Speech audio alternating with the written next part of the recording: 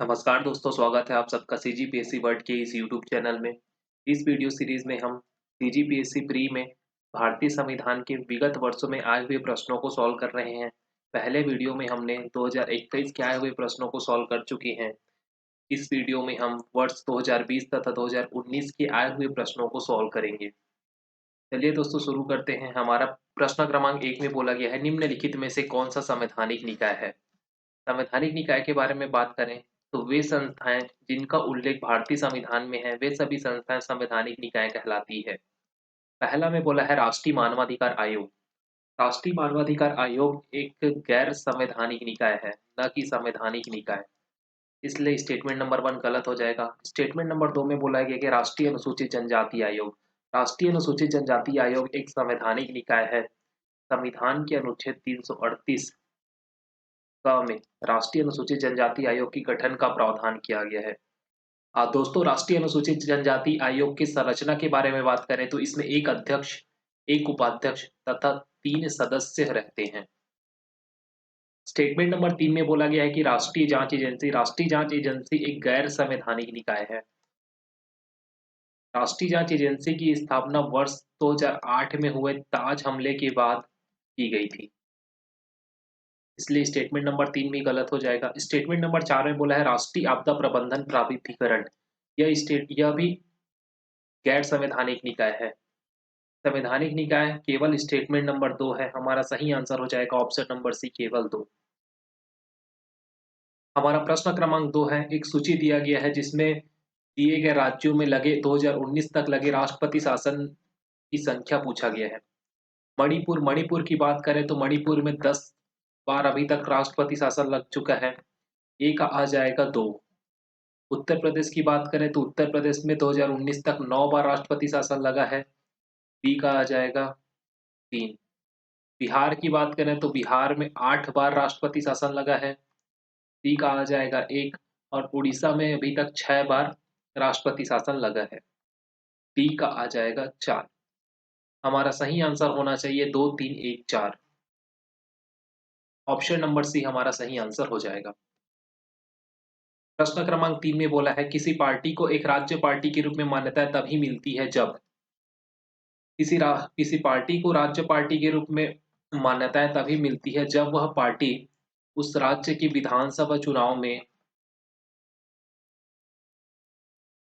या तो 6% वोट प्राप्त करें तथा साथ ही 2 सीट जीते, तो उस पार्टी को राज्य पार्टी का दर्जा मिल जाएगा।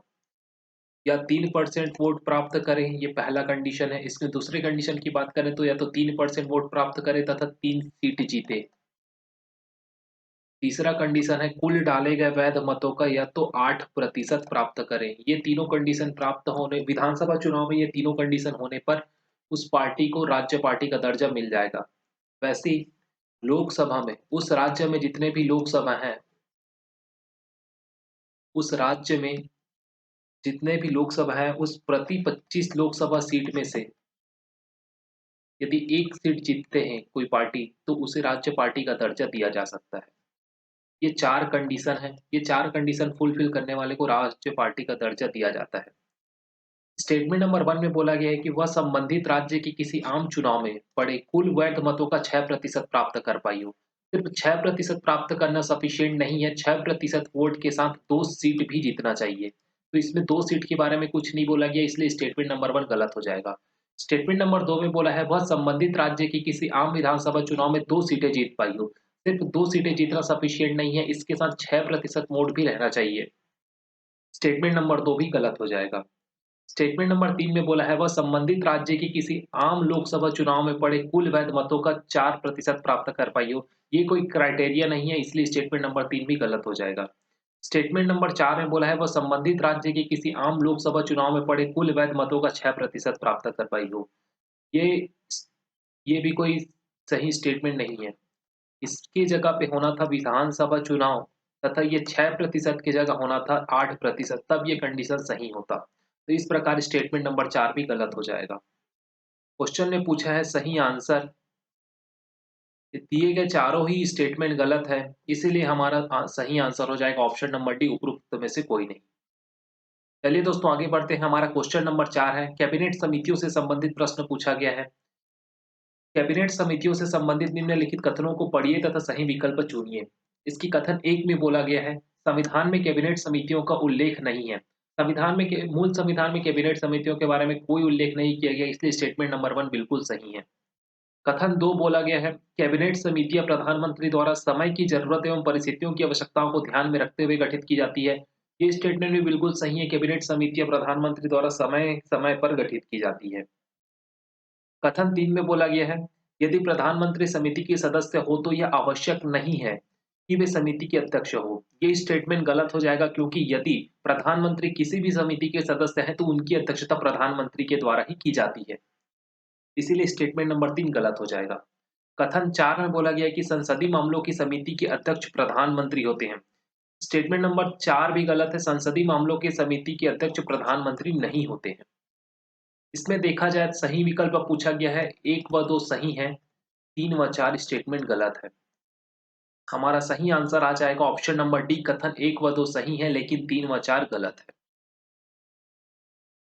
प्रश्न क्रमांक 5 में बोला गया है, लोकसभा व विधानसभा की सीटों में आरक्षण से संबंधित निम्नलिखित कथनों को पढ़िए तथा सही विकल्प को चुनिए। कथन 1 में बोला है, लोकसभा की 543 निर्वाचित सीटों में से 84 सीटें अनुसूचित जातियों एवं 44 सीटें अनुसूचित जनजातियों के लिए आरक्षित है। अनुसूचित जातियों के लिए तो 84 सीटें आरक्षित है, लेकिन अनुसूचित जनजातियों के लिए 44 नहीं बल्कि 43 सीटें आरक्षित है, इसलिए कथन 1 गलत हो जाएगा। कथन 2 में बोला है, किसी निर्वाचन क्षेत्र को आरक्षित करने का निर्णय परिसीमन आयोग द्वारा लिया जाता है। ये स्टेटमेंट बिल्कुल सही है, कथन 2 सही हो जाएगा। किसी भी क्षेत्र को आरक्षित क्षेत्र करने का निर्णय परिसीमन आयोग द्वारा लिया जाता है। कथन 3 में बोला है, परिसीमन आयोग की नियुक्ति लोकसभा के स्पीकर के द्वारा की जाती है। परिसीमन आयोग की नियुक्ति लोकसभा स्पीकर के द्वारा नहीं बल्कि राष्ट्रपति के द्वारा समय समय पर की जाती है, इसीलिए स्टेटमेंट नंबर 3 भी गलत हो जाएगा। में देखा जाए सही विकल्प तो कथन 1 व 3 गलत है और कथन 2 सही है। हमारा सही आंसर आ जाएगा ऑप्शन नंबर सी, कथन 1 व 3 गलत है लेकिन कथन 2 सही है। प्रश्न क्रमांक 6 में बोला गया है कि निम्नलिखित कथनों को पढ़िए तथा सही विकल्प को चुनिए। इसके कथन 1 में बोला है, 44वें संविधान संशोधन अधिनियम 1948 द्वारा संपत्ति के अधिकार को मौलिक अधिकार की सूची से हटा दिया गया है। कथन 1 बिल्कुल सही है, 44वें संविधान संशोधन 1978 द्वारा संपत्ति के अधिकार को मौलिक सूची से हटा दिया गया था। कथन 2 में बोला गया है, संपत्ति के अधिकार को संविधान के भाग 12 में अनुच्छेद 301 के तहत विधिक अधिकार बना दिया गया है। संपत्ति के अधिकार को संविधान के भाग 12 में अनुच्छेद 301 के तहत विधिक अधिकार नहीं बल्कि कानूनी अधिकार बनाया गया है, इसीलिए कथन नंबर 2 गलत हो जाएगा। क्वेश्चन की बात करें तो इसका स्टेटमेंट नंबर 1 सही है, स्टेटमेंट नंबर 2 गलत है। हमारा सही आंसर हो जाएगा ऑप्शन नंबर ए, कथन 1 सही है लेकिन कथन 2 गलत है। प्रश्न क्रमांक 7 की बात करें तो इसमें 2 सूची दिया गया है तथा सही पुट पूछा गया है। सूची 1 में दिया गया है अंतरराज्यीय विवाद और दूसरे सूची में दिया है उसमें शामिल राज्यों की संख्या। ए स्टेटमेंट में बोला है महादायी जल विवाद। महादायी जल विवाद न्यायाधिकरण की बात करें तो ये गोवा, कर्नाटक व महाराष्ट्र इन 3 राज्यों के मध्य विवादित है, तो ए का सही आंसर आ जाएगा ए। ए का आ जाएगा ए। बी गोदावरी जल विवाद। गोदावरी जल विवाद के बारे में बात करें तो ये महाराष्ट्र, कर्नाटक, आंध्र प्रदेश, मध्य प्रदेश और ओडिशा इन 5 राज्यों के मध्य विवादित हैं, तो बी का आ जाएगा 2 5। दोस्तों हमारा बी का आ जाएगा 2। नर्मदा जल विवाद न्यायाधिकरण। नर्मदा जल विवाद के बारे में बात करें तो ये राजस्थान, गुजरात, मध्य प्रदेश, महाराष्ट्र इन 4 राज्यों के मध्य विवादित है, इसीलिए सी का आ जाएगा 3।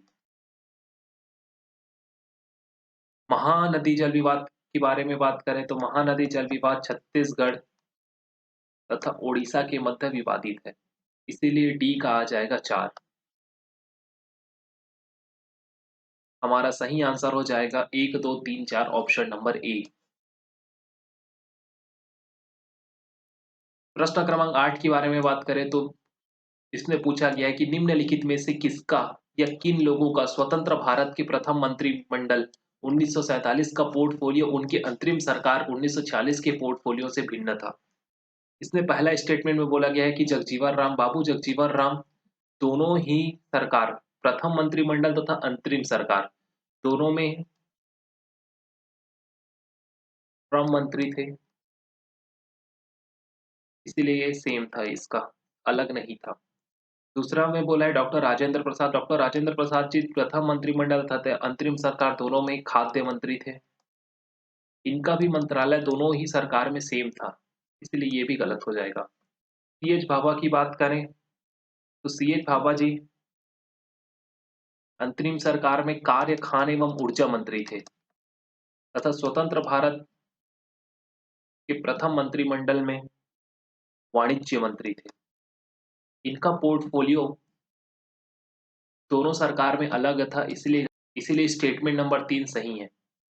स्टेटमेंट नंबर 4 की बात करें तो सरदार बलदेव सिंह दोनों ही सरकारों में रक्षा मंत्री थे। इनका भी पोर्टफोलियो सेम ही था। इसका सही आंसर होगा ऑप्शन नंबर 3, केवल वही अलग था, बाकी सेम था। इसका सही आंसर आ जाएगा ऑप्शन नंबर डी। दोस्तों, वर्ष 2020 में इतना ही क्वेश्चन पूछा गया है। इस वर्ष भारतीय संविधान से केवल 8 प्रश्न पूछे गए। सीजीपीएससी प्री 2019 में पूछे गए प्रश्न है। इसमें पहला प्रश्न है, नीचे 2 कथन दिए गए हैं जिनमें एक को कथन 1 तथा दूसरे को कथन आर कहा गया है। कथन 1, भारत एक संपूर्ण प्रभुत्व संपन्न समाजवादी धर्मनिरपेक्ष लोकतंत्रात्मक गणराज्य है। ये कथन बिल्कुल सही है। भारत एक संपूर्ण प्रभुत्व संपन्न समाजवादी धर्मनिरपेक्ष लोकतंत्रात्मक गणराज्य है। कारण आर में बोला गया है, इसे 42वें संविधान संशोधन 1976 द्वारा संपूर्ण प्रभुत्व संपन्न लोकतंत्रात्मक गणराज्य के स्थान पर प्रतिस्थापित कर दिया गया था। दोस्तों, इस कारण में समाजवादी शब्द के बारे में कुछ भी उल्लेख नहीं किया गया है, इसीलिए कारण आर गलत हो जाएगा। इसका सही आंसर आ जाएगा, ए सही है परंतु आर गलत है, ऑप्शन नंबर सी। हमारे दूसरे प्रश्न के बारे में बात करें, इसमें बोला गया है कि भारत में एक राजनीतिक दल का विलय दूसरे राजनीतिक दल में निम्नलिखित में से किस स्थिति में मान्य होता है। दोस्तों, स्टेटमेंट नंबर 1 में बोला है, जब विधान दल के कम से कम 1/3 सदस्य ऐसे विलय के लिए सहमत हो। दोस्तों, ये 52वें संविधान संशोधन 1985 में इस प्रकार का प्रावधान किया गया था, लेकिन इसके बाद इसमें 91वें संविधान संशोधन 2003 के माध्यम से और भी बदलाव किया जा सका है, जो 1/3 सदस्य के स्थान पर 2/3 सहमत होने चाहिए। इसीलिए ये स्टेटमेंट अभी गलत हो जाएगा। स्टेटमेंट नंबर बी में बोला है, जब विधान दल के कम से कम आधे सदस्य ऐसे विलय के लिए सहमत हो, आधे भी नहीं होना चाहिए, 2/3 सदस्य होना चाहिए। विधान दल में कम से कम 2/3 सदस्य ऐसे विलय के लिए सहमत हो, ये स्टेटमेंट बिल्कुल सही है। 91वें संविधान संशोधन 2003 के अनुसार यदि 2/3 सदस्य विलय के लिए सहमत हो तो यह विलय मान्य होगा। और स्टेटमेंट नंबर डी में बोला है, जब विधान दल के कम से कम 3/4 सदस्य ऐसे विलय के लिए सहमत हो, ये स्टेटमेंट भी गलत हो जाएगा। हमारा सही आंसर हो जाएगा ऑप्शन नंबर सी। प्रश्न क्रमांक 3 में बोला है, राज्य की विधायिका संसद का एक सदस्य निर्वाचन के बाद भारतवर्ष में दल बदल के आधार पर होने वाली निरर्थक का अपवाद निम्नांकित में से किस स्थितियों में माना जाता है। ए, यदि राज्य की विधायिका या संसद की किसी सदन का अध्यक्ष या उपाध्यक्ष निर्वाचन हो जाने पर वह स्वेच्छा से मूल राजनीतिक दल की सदस्यता छोड़ देता है। स्टेटमेंट नंबर ए बिल्कुल सही है। इस स्थिति में अध्यक्ष तथा उपाध्यक्ष को निर्हर माना जाएगा। स्टेटमेंट नंबर बी में बोला है, यदि ऐसे पद पर न रह जाने के पश्चात वह राजनीतिक दल में पुनः सम्मिलित हो जाता है तो भी वे निर्हर होंगे। स्टेटमेंट नंबर बी भी बिल्कुल सही है। इसका सही आंसर आएगा ऑप्शन नंबर सी, उपरोक्त में से दोनों में। प्रश्न क्रमांक 4 के बारे में बात करें तो निम्न से बोला गया है कि निम्नांकित में से राष्ट्रीय विकास परिषद का भारत में प्रमुख कार्य क्या है। ए, योजना की क्रियान्वयन हेतु राज्यों के संसाधनों एवं प्रयासों को गतिशील करना। ये स्टेटमेंट बिल्कुल सही है। स्टेटमेंट नंबर बी में बोला है, सभी महत्वपूर्ण क्षेत्रों में सामान्य नीतियों का विकास करना। यह भी राष्ट्रीय विकास परिषद के भारत में प्रमुख कार्य है। बी भी बिल्कुल सही है। सी में देश के सभी क्षेत्रों में संतुलित विकास को सुनिश्चित करना, ये स्टेटमेंट भी बिल्कुल सही है। राष्ट्रीय विकास परिषद के कार्यों के बारे में बात करें तो उपरोक्त तीनों ही इसके कार्य है, इसलिए इसका सही आंसर आ जाएगा ऑप्शन नंबर डी, उपरोक्त में से सभी। प्रश्न क्रमांक 5 में बोला है छत्तीसगढ़ का राज्य क्षेत्र निम्नांकित अधिनियमों में से किसका परिणाम है? ए राज्य पुनर्गठन अधिनियम, बी राजस्थान और मध्य प्रदेश अधिनियम, सी मध्य प्रदेश पुनर्गठन अधिनियम और डी उपरोक्त में से कोई नहीं। छत्तीसगढ़ का राज्य क्षेत्र मध्य प्रदेश पुनर्गठन अधिनियम के तहत छत्तीसगढ़ राज्य अस्तित्व में आया था, इसलिए इसका सही आंसर हो जाएगा option number C, Madhya Pradesh पुनर्गठन अधिनियम। प्रश्न क्रमांक 6 में बोला गया है कि सूची 1 को सूची 2 से सम्मिलित कीजिए तथा सूचियों के नीचे दिए गए कूट से सही उत्तर चुनिए। विषय में दिया गया उपाधियों के अंत के बारे में अनुच्छेद 18 में बात किया गया है, आर्टिकल 18 में इसके बारे में बात किया गया है। ये मूल अधिकार में आएंगे, इसीलिए ए का आ जाएगा 3। ग्राम पंचायतों का संगठन क्षेत्र, ये अनुच्छेद 40 में इसके बारे में वर्णन है, जो कि राज्य के नीति निर्देशक तत्व। अनुच्छेद 36 से लेकर अनुच्छेद 51 तक राज्य के नीति निर्देशक तत्व में आते हैं, इसीलिए बी का आ जाएगा 1। 6 से 14 वर्ष तक के बालक प्रतिपाल्य के लिए शिक्षा के अवसर प्रदान करना, ये मौलिक कर्तव्य में आ जाएगा। 86वें संविधान संशोधन 2002 के माध्यम से यह प्रावधान किया गया था, इसीलिए सी का आ जाएगा 4। और डी में बोला है इंडिया अर्थात भारत राज्यों का संघ है। ये भारत तथा उसके राज्य क्षेत्र, ये अनुच्छेद नंबर 1 में इसके वर्णन है, ये भारत एवं उसके राज्य क्षेत्र में आ जाएगा। डी का आ जाएगा 2। इसका सही आंसर के बारे में बात करें तो 3 1 4 2, ऑप्शन नंबर बी हमारा सही आंसर हो जाएगा। प्रश्न क्रमांक 7 में बोला गया है, प्रश्न क्रमांक 7 के बारे में बोला गया है क्षेत्रीय परिषदों के संदर्भ में निम्नलिखित में से कौन सा सही है? ए परिषदें भारतीय संघ व्यवस्था के उप संघीय सूत्र के रूप में कार्य करती है। स्टेटमेंट नंबर ए बिल्कुल सही है, परिषद भारत में उप संघीय सूत्र के रूप में कार्य करती है। स्टेटमेंट नंबर 2 में बोला गया है परिषदें भारतीय संघ व्यवस्था में राज्यों के मध्य सहयोग व एकीकरण का मार्ग प्रशस्त करती है। क्षेत्रीय परिषदों का निर्माण राज्यों के मध्य परस्पर सहयोग एवं एकीकरण के लिए किया गया था, इसलिए स्टेटमेंट नंबर 2 भी बिल्कुल सही हो जाएगा। इसमें सही उत्तर पूछा गया है, इसका स्टेटमेंट नंबर 1 व स्टेटमेंट नंबर 2 दोनों सही हैं। ऑप्शन नंबर सी हमारा सही आंसर हो जाएगा, दोनों 1 तथा 2 सही। प्रश्न क्रमांक 8 में बोला गया है कि निम्नलिखित में से कौन सा संविधान संशोधन अधिनियम गुड्स एंड सर्विस टैक्स का प्रावधान करता है? ए 98वां संविधान संशोधन 2012, बी 99वां संविधान संशोधन अधिनियम 2014, सी 100वां संविधान संशोधन अधिनियम 2015 और डी 101वां संविधान संशोधन अधिनियम 2016। जीएसटी का प्रावधान 101वां संविधान संशोधन 2016 में किया गया है, इसलिए इसका सही आंसर हो जाएगा ऑप्शन नंबर डी। हमारा प्रश्न क्रमांक 9 में बोला गया है एक अंतरराज्यीय परिषद की स्थापना की जाती है, ए संसद द्वारा, बी राष्ट्रपति द्वारा, सी राष्ट्रीय विकास परिषद द्वारा और डी क्षेत्रीय परिषद द्वारा। अंतरराज्यीय परिषद के बारे में बात करें तो यह एक संविधानेतर निकाय है और इसका स्थापना राष्ट्रपति के द्वारा की जाती है। इसका सही आंसर हो जाएगा ऑप्शन नंबर बी, राष्ट्रपति द्वारा। प्रश्न क्रमांक 10 में बोला गया है कि सूची 1 को सूची 2 से सुमेलित कीजिए तथा सही उत्तर का चयन सूचियों से कीजिए। सूची 1 में पंचायत समितियों का नाम दिया गया है और दूसरे में दिया है भारत से संबंधित प्रांतों के नाम। जनपद पंचायत मध्य प्रदेश में मिलता है, छत्तीसगढ़ में भी जनपद पंचायत पाई जाती है, इसीलिए ए का आ जाएगा 3। क्षेत्र पंचायत हमारे उत्तर प्रदेश में मिलता है, इसीलिए बी का आ जाएगा 4। तालुका परिषद की बात करें तो तालुका परिषद गुजरात में होती है। सी के बारे में बात करें तो इसका आंसर आ जाएगा 2। और आंचलिक परिषद पश्चिम बंगाल में पाया जाता है, इसलिए डी का आ जाएगा 1। हमारा सही आंसर हो जाएगा 3 4 2 1, ऑप्शन नंबर सी हमारा सही आंसर हो जाएगा। प्रश्न क्रमांक 11 में बोला गया है राज्यपाल को उन सिद्धांतों की सिफारिश कौन करता है जो राज्य द्वारा लगाए गए करों एवं लेवी शुल्क की आय का राज्य तथा पंचायतों के बीच बंटवारा करती है? ए मुख्यमंत्री, बी राज्य के वित्त मंत्री, सी राज्य वित्त आयोग और डी जिला परिषद।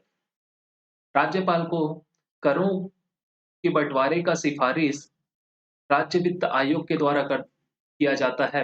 राज्य वित्त आयोग की स्थापना संबंधित राज्य के राज्यपाल के द्वारा अनुच्छेद 243 आई के तहत की जाती है। इसका सही आंसर हो जाएगा ऑप्शन नंबर सी। प्रश्न क्रमांक 12 में बोला गया है, संवैधानिक प्रावधानों के अनुसार राज्यों की सीमाओं को बदलने के लिए किसकी सहमति आवश्यकता होती है? ए राज्य के विधानसभा सदन की, बी राज्य के मुख्यमंत्री की, सी राज्य की और डी राज्य की नहीं। संवैधानिक प्रावधानों के अनुसार राज्य की सीमाओं में बदलने के लिए राज्य की अनुमति लेने की कोई आवश्यकता नहीं है। इसकी संसद अपनी स्वेच्छा से यह कार्य कर सकता है, इसलिए इसका आंसर हो जाएगा ऑप्शन नंबर डी राज्य की नहीं। दोस्तों 2019 में भारतीय संविधान के बारे में बात करें तो इसमें टोटल 12 प्रश्न पूछे गए थे। इन सभी 12 प्रश्नों का हम लोग सॉल्यूशन देख चुके हैं। इस वीडियो में बस इतना ही। इस वीडियो का पीडीएफ हमारे टेलीग्राम चैनल सीजीपीएससी वर्ल्ड में मिल जाएगा। तब तक के लिए थैंक यू।